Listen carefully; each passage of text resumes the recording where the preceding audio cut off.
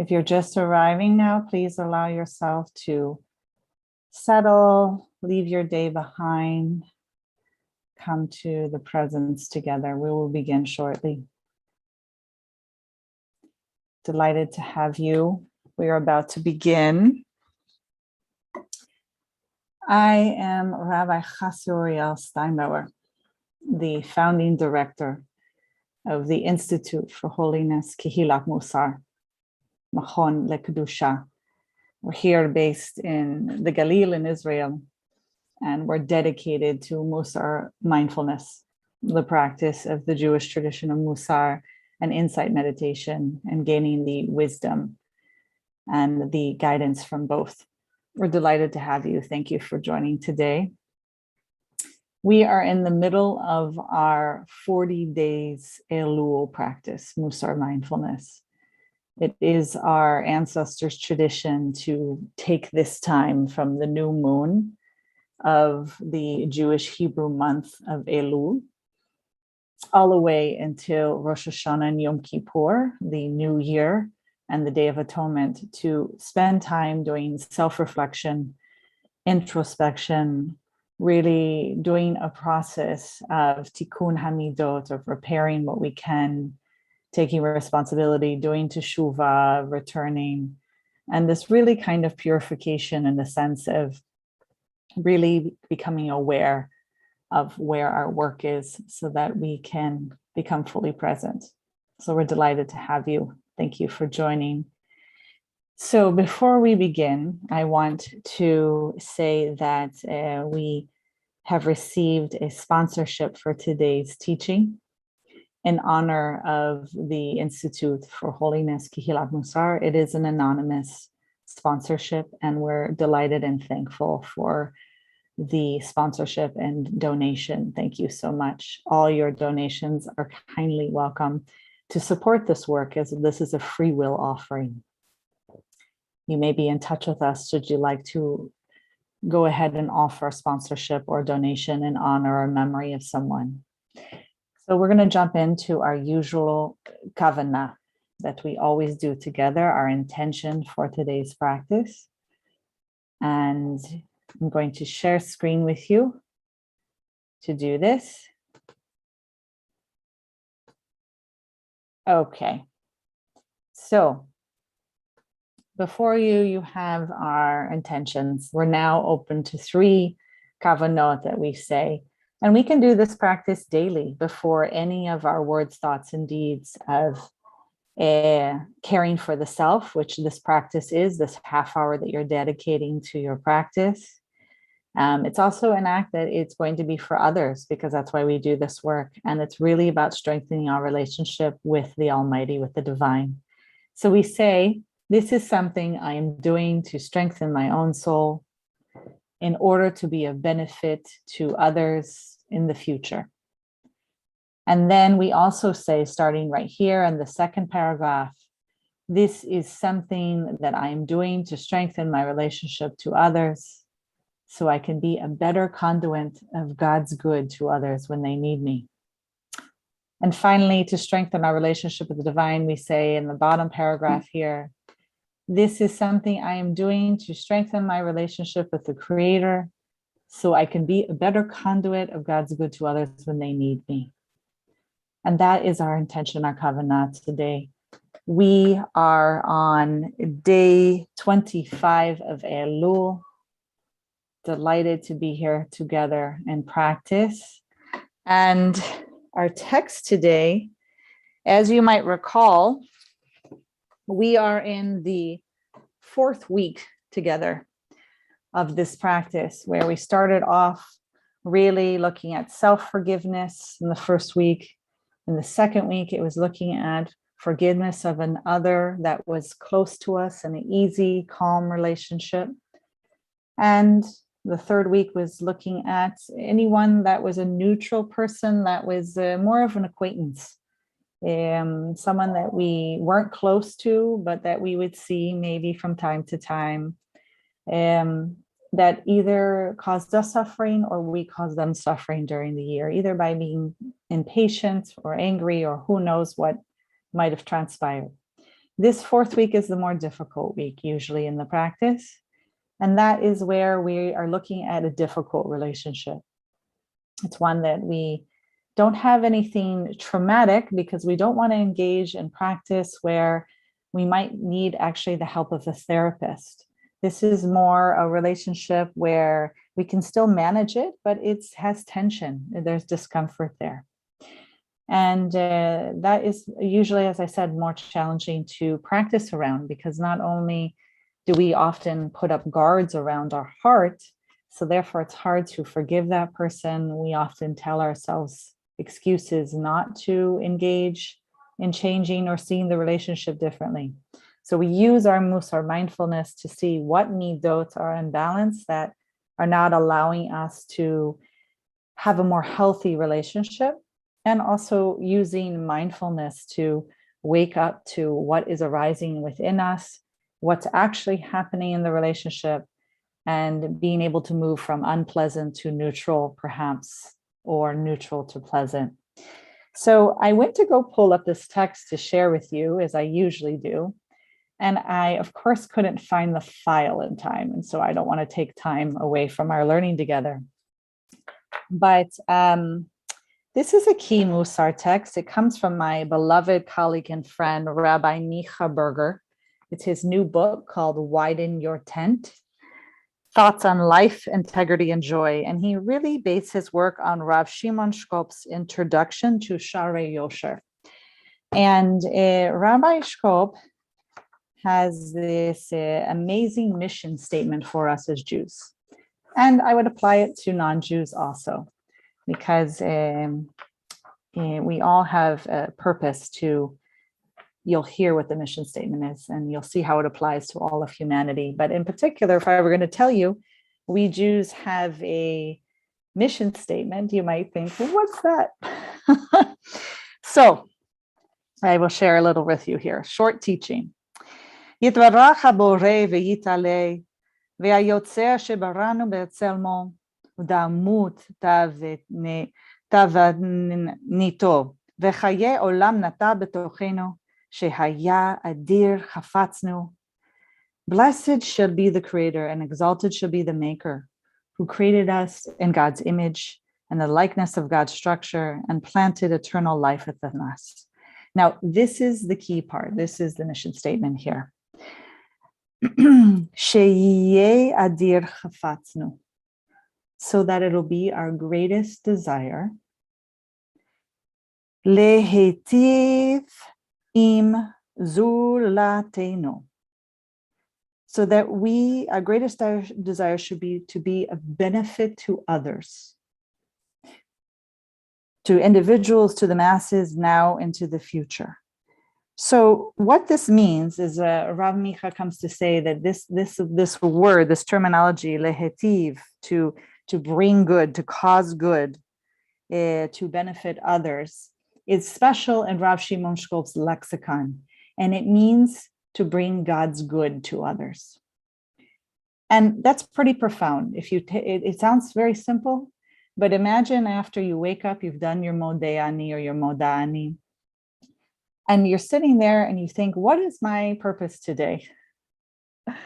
What's my intention, my kavanah? And you realize, oh, I'm here to bring God's good to others. And you then work and think of how I might do that, and actually develop a plan and at least try to do one deed that day.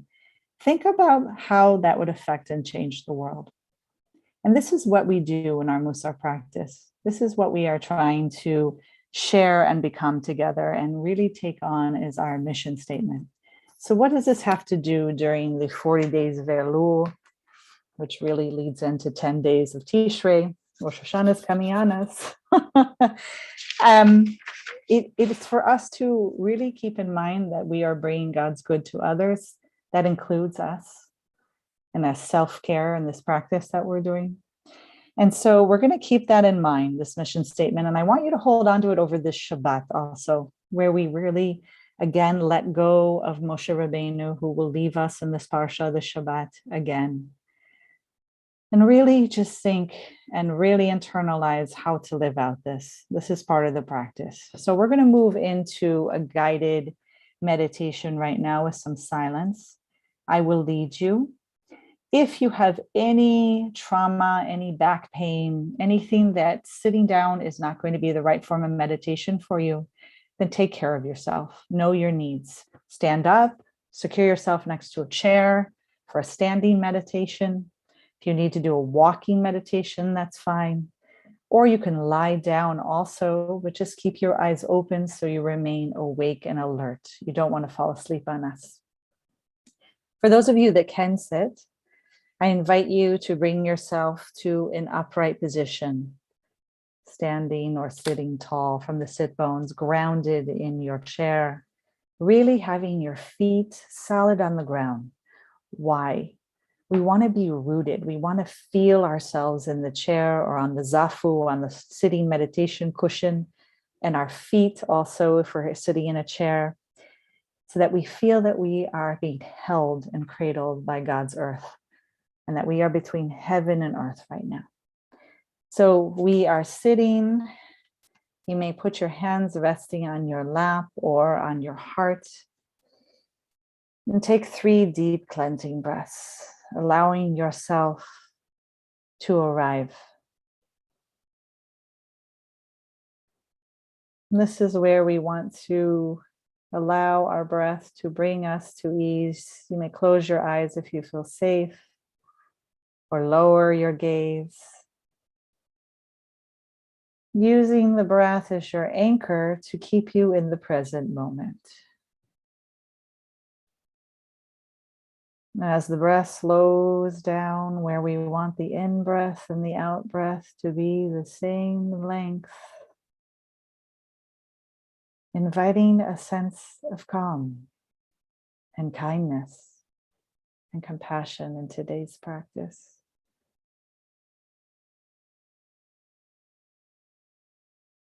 From time to time, you will hear me fall silent to allow us to practice in some silence. Do not think that I have gone away if you are new to meditation. I will return.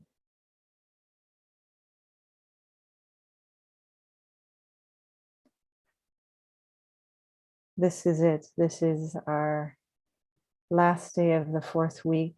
We will meet again on next Sunday before Rosh Hashanah. The Jewish New Year begins on Monday evening.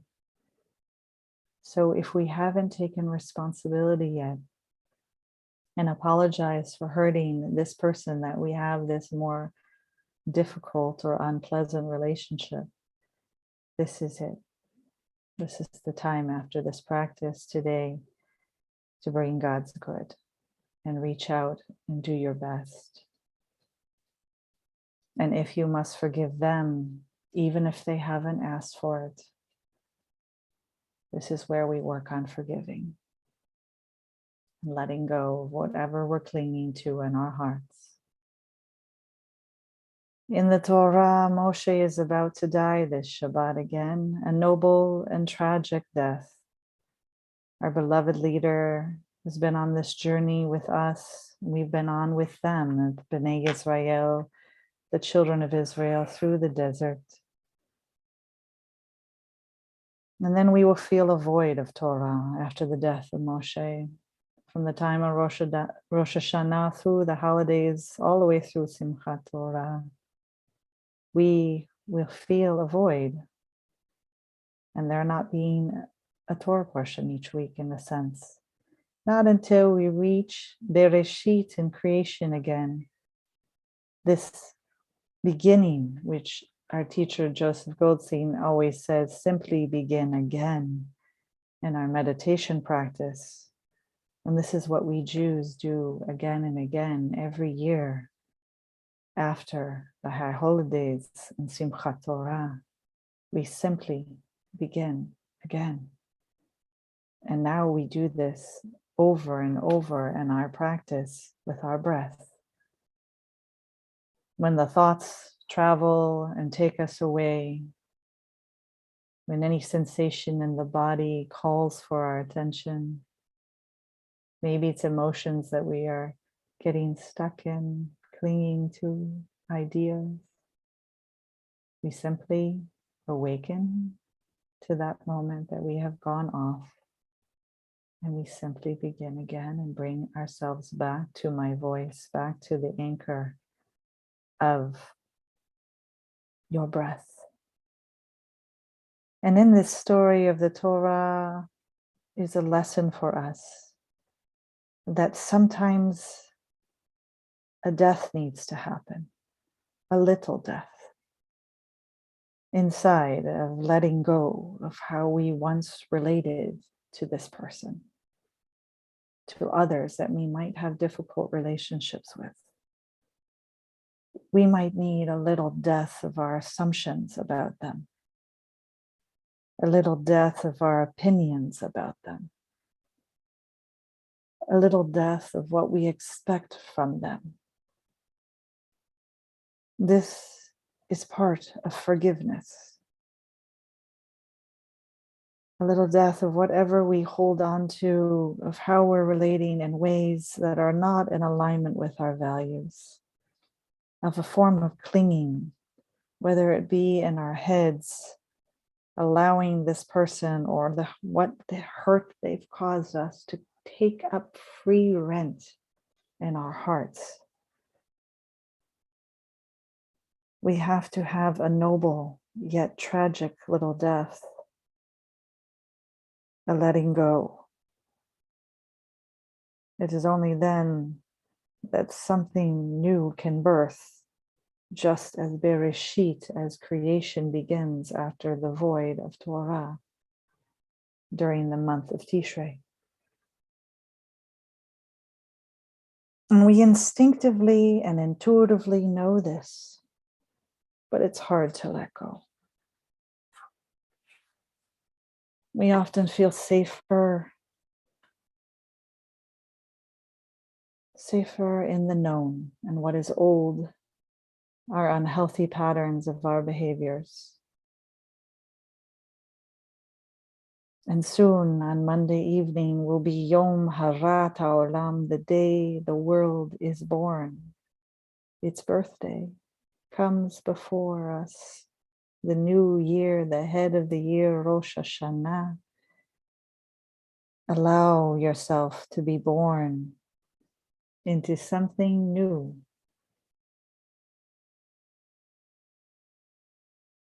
Today, our practice and our meditation is to recognize and allow whatever we are still clinging to, whatever unhealthy behavior we are still behaving, still acting out from, still reacting.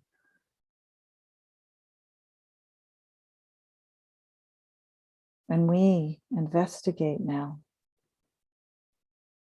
one small, manageable way that we can actually practice.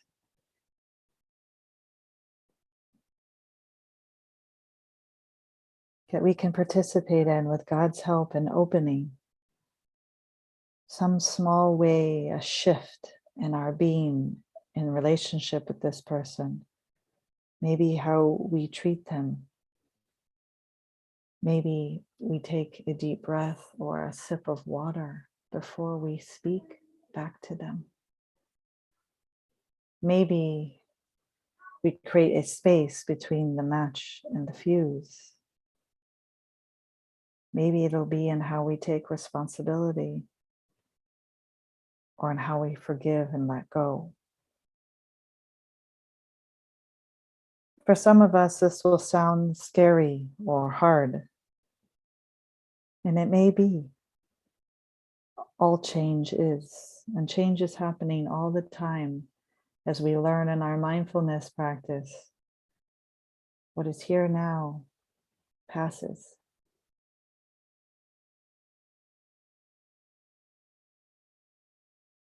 And that is why we actually do this together. In Kehilat, in community, in the Vad, in the Sangha, we take refuge in one another, in each other. Our Mussar Mindfulness and our Torah, and in God, in Hashem.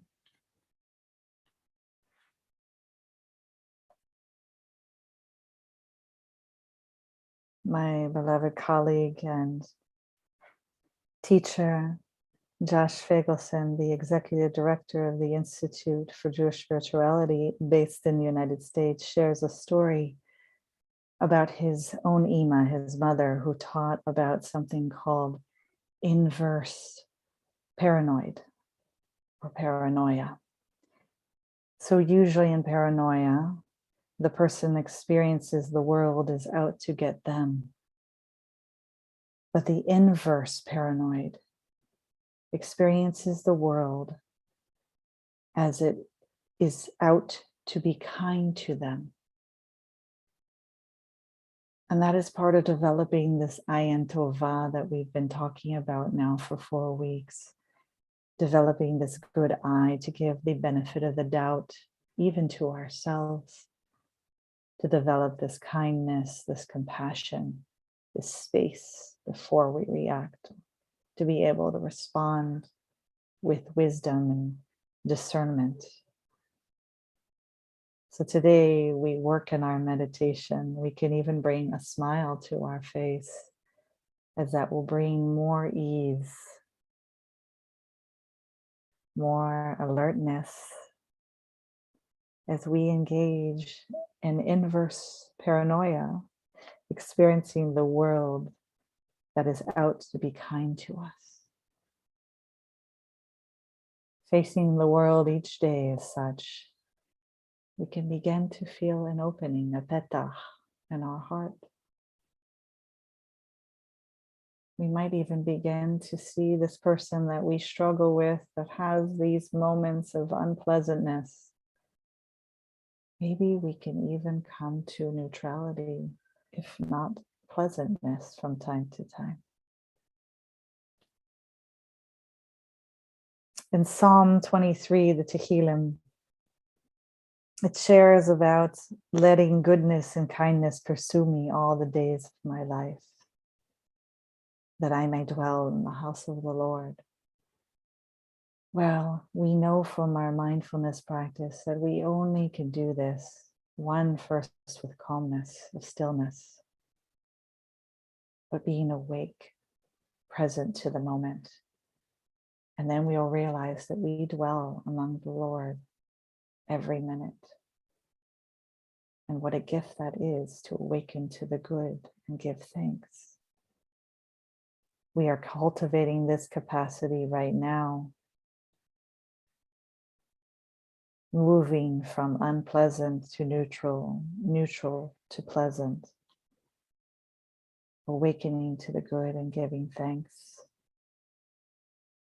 One day at a time, if we continue this practice, it will begin to soften. It will begin to transform relationships. We are going to move to silent meditation together now, and you will hear me ring the bells when it is time to join in together. You will hear me go on mute now.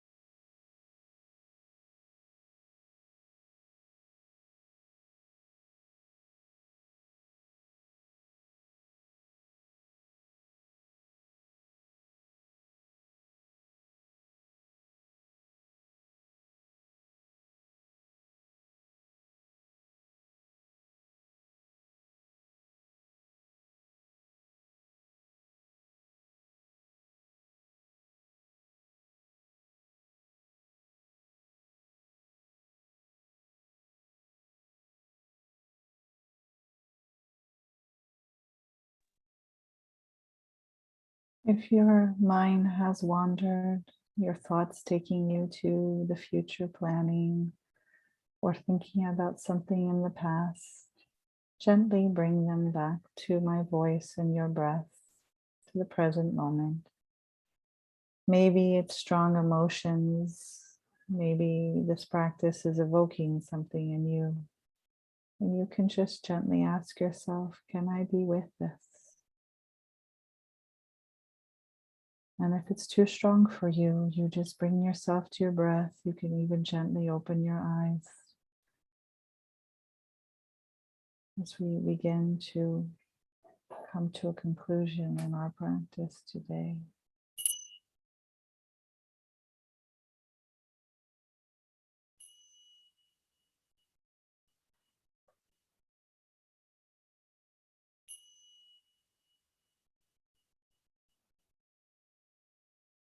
When you are ready, gently and softly open your eyes. Join us back in this virtual room together in community. Honor yourself and your practice. Honor God for bringing this practice to us. Honor our ancestors who brought this to us. Thank you. Thank you for joining today and being here and dedicating your self-care so that you may be a conduit to bring God's good to others. We always close with our forgiveness prayer during these 40 days Elul practice of Mussar Mindfulness, where we Jews traditionally say this every night before going to sleep. It's very important, especially now as we are mindful of slicha, of forgiveness, of really letting go. So we share together and we say the first paragraph here, starting with Hareini, which you have in the Hebrew. Be in touch if you want a copy of this. If you don't own a Jewish Siddur, a prayer book, I'd be delighted to share this with you. I hereby forgive anyone who has angered me or provoked me or sinned against me, physically or financially, or by failing to give me due respect, or in any other matter relating to me, involuntarily or willingly, inadvertently or deliberately, whether in word or deed, or even a lack of word or deed. Let no one incur punishment because of me. Allow me to forgive them. Allow them to forgive me. Allow all of us to open our hearts more, to practice more kindness, compassion. I'm so delighted that you joined us today from wherever you're coming, whether it's live stream on Facebook or YouTube or LinkedIn or here on Zoom. Thank you so much for today's practice.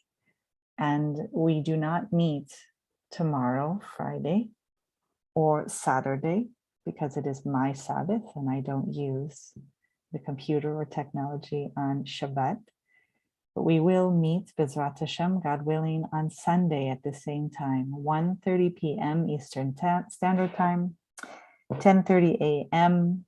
Pacific Standard Time, and of course here in Israel, whether Haifa or Yerushalayim, 8:30 p.m. So thank you again. I look forward to practicing and learning together on Yom Rishon on Sunday. Take care of yourselves. Thank you again.